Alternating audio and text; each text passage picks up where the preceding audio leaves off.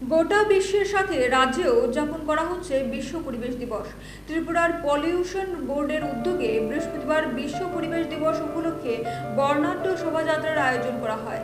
এদিন সুকান্ত একাডেমির সামনে থেকে শুরু হয় শোভাযাত্রাটি। র্যালিতে উপস্থিত ছিলেন বনমন্ত্রী অনিমেষ দেববর্মা সহ বিশিষ্টজনেরা।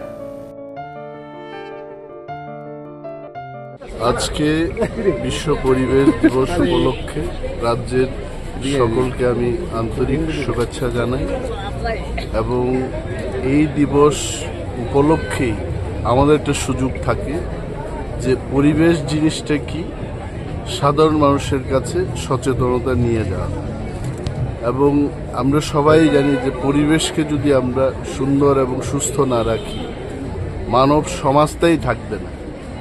গাছপালা যেমন লাগাতে হবে, অক্সিজেন বৃদ্ধি করতে হবে, তেমনি আমাদের প্লাস্টিক বর্জন করতে হবে, যে সমস্ত জিনিস ইকো ফ্রেন্ডলি না, পরিবেশের বিরুদ্ধে যে সমস্ত জিনিস আমরা তৈরি করে থাকি সেটাকে আমাদের বর্জন করতে হবে।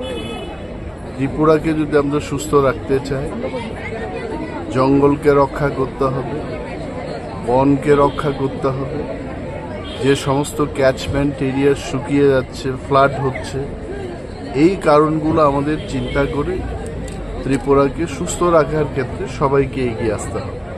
এবং এই দিনে আমি রাজ্যের সকল অংশের মানুষকে আবেদন করব, গাছ লাগাবেন, প্লাস্টিক বর্জন করবেন, ত্রিপুরাকে সুস্থ রাখবেন।